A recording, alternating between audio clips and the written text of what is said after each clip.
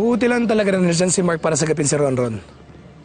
Dapat kasi hindi siya pinabayaan ng yaya. Dapat si Luisa. Siya yung nanay eh. Siya ang dapat na mag-alaga. Hindi na nga niya nagagawa ang responsibilidad niya sa inyo, hindi niya pa kayang alagaan ang sarili niyang anak? Pwede ba, Estela? Pabayaan mo na si Luisa. Hindi niya kami pinababayaan ni Ronron. Huwag mong palabasin na meron siyang pagkukulang.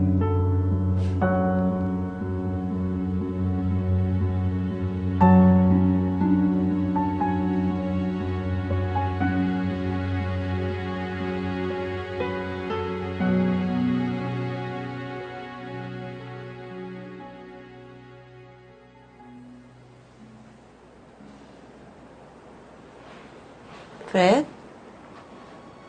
Kayo na ko pa napapansin na tahimik ka. May problema ka ba? Yun nangyari kanina. Ako ang dapat nakapagligtas kay Ronron. Hindi si Mark. I feel like an utter failure.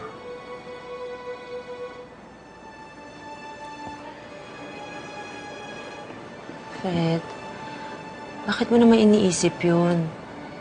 Siguro nauna lang si Mark.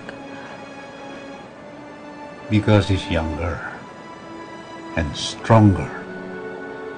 Huwag mo naman iniisip yung ganun, Fred. Be honest with me, Luisa.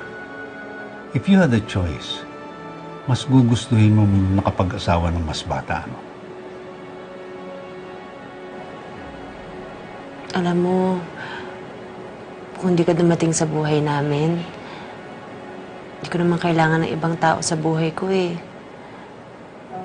Sanay na naman ako na mag-isa lang akong nag-aalaga kay Ronron.